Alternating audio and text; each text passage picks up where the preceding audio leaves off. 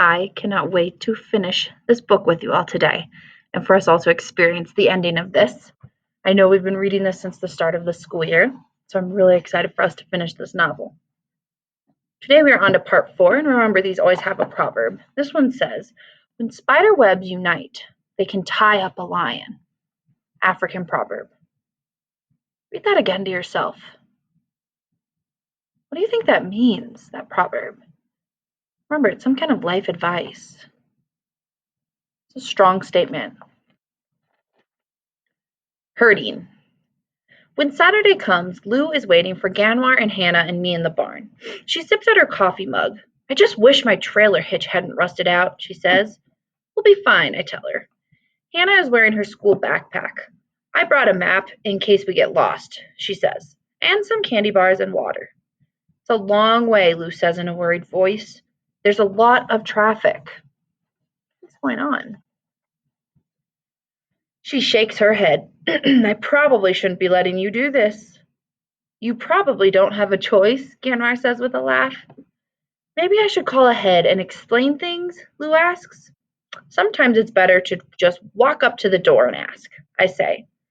Lou grins. "All right then, let's get this show on the road." She gives Gull a kiss. "See ya, girl. It's been a good ride."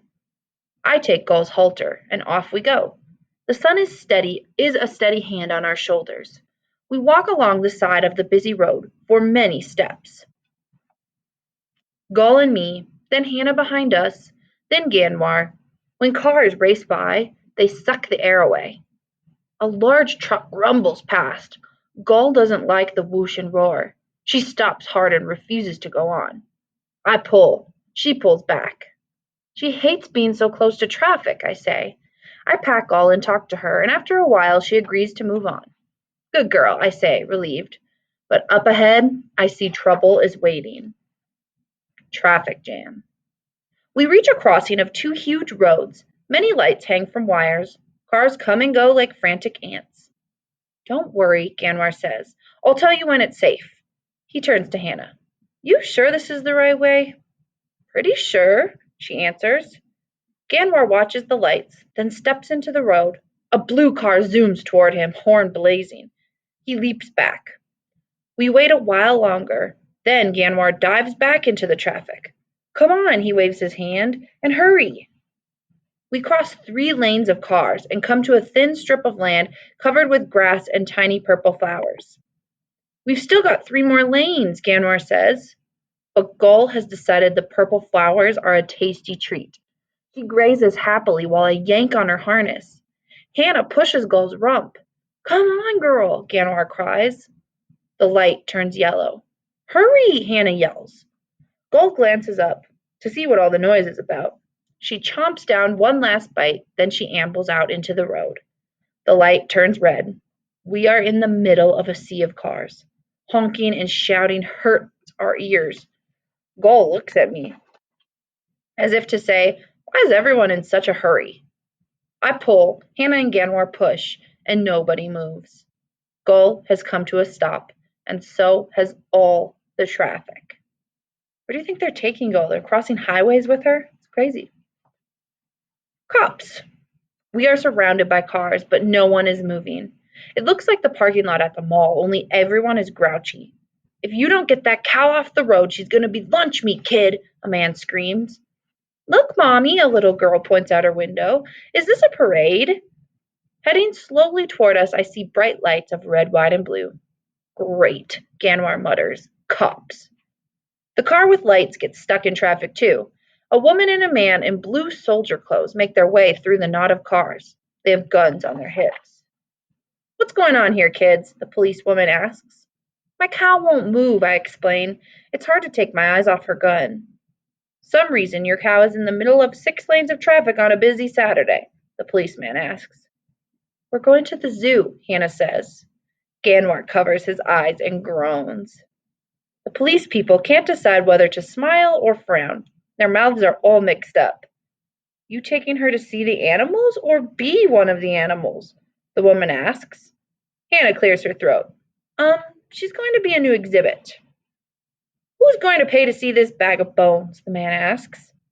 She's going to be in the petting zoo, I explain. She likes to have her ears scratched. Go on, try it. Not me, the policeman holds up his hands. I want to get close to one of these, I'll get a value meal with fries. The policewoman holds out her hand and reaches for Gull's ear. Gull leans into her. She likes me, the woman says. Horns blare. Nora, we gotta focus here, the policeman says. She might move now, I say. We'll push and maybe you can pull? This is definitely not part of my job description, the man mutters. We get into position. 1, 2, 3, Ganwar cries. Move! Gull looks behind her. She's pouting a little. She can see she is surrounded. Slowly she inches forward. Bit by bit, we cross the rest of the road. Cars begin to move again. Some people who drive by use words I haven't learned in ESL class yet. It's very dangerous for you kids to be doing this, the woman says when we reach the other side. Why isn't she in a trailer or something? Who owns this cow anyway? Lou gave me custody, I say proudly. The police just stare. Custody, I correct myself. I pull out a piece of paper. Lou gave me. The man examines the paper. He sighs. Well, it's just a few more miles up the road. I suppose we could give you an escort. I don't know what this is, but I can tell that Hannah is excited. Would you keep your lights on? She asks. Lights, but no siren, the woman agrees. We begin our slow, strange herding down the edge of the highway, followed by the police car. The red, white, and blue lights remind me of the American flag. I feel like the president. If only Lual could be here, I say to Ganwar, and we laugh a good, long laugh. Zoo. The zoo workers are a little surprised to see one cow, 3 kids, and a police car show up at the ticket booth. They call their bosses and say, come quick. The zoo bosses are even more surprised when I tell them Lou and I are donating Gull to the petting zoo. Just try scratching her ear, I say. She loves it, adds the policewoman. The main zoo boss is tall and thin and has a shiny head like an apple at the grocery store. He reaches out for Gull's right ear. Gull makes her happy cow face. Her eyes are far away and full of peaceful thoughts. You are a charmer, aren't you, old girl, says the man.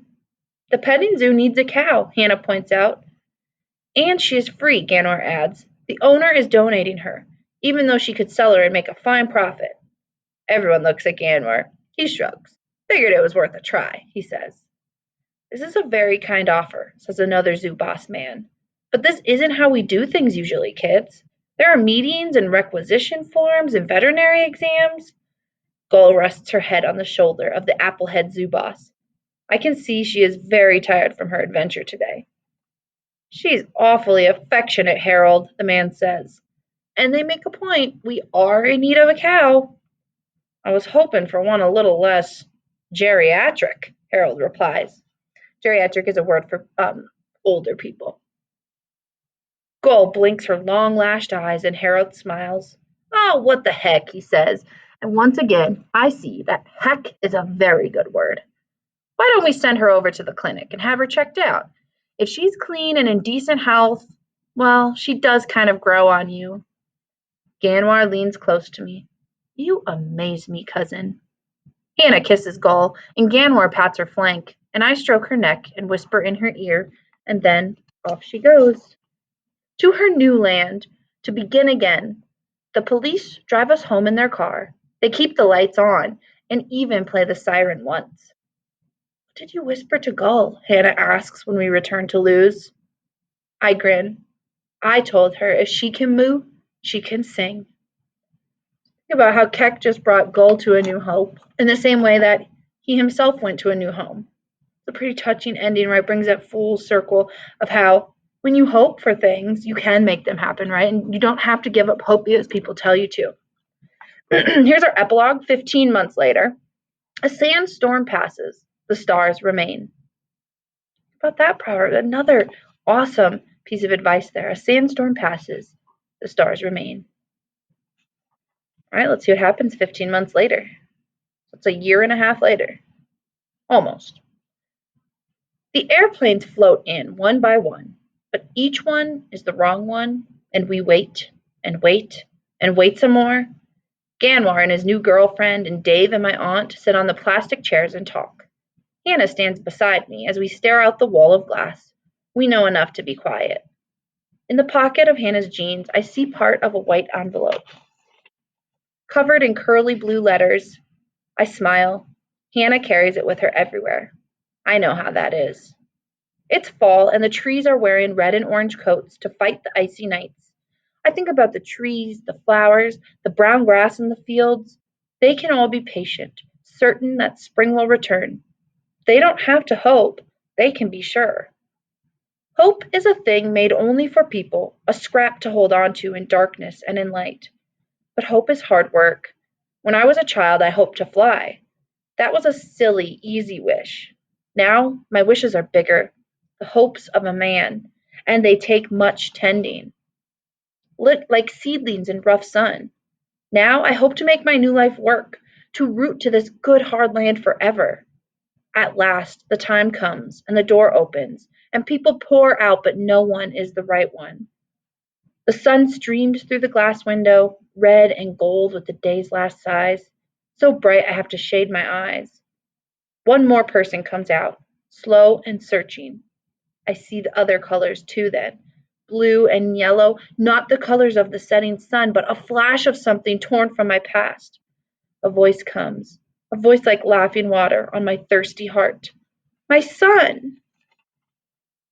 And Mama embraces me like we're saying goodbye instead of hello, and around her neck is a scarf made of the softest fabric of blue and yellow. I can't find words. There are no words, not in my old language, not in my new one. We walk together like one person, her arm tight around my shoulders, and the air is wild with talking and laughter and questions, so many questions, but I don't speak.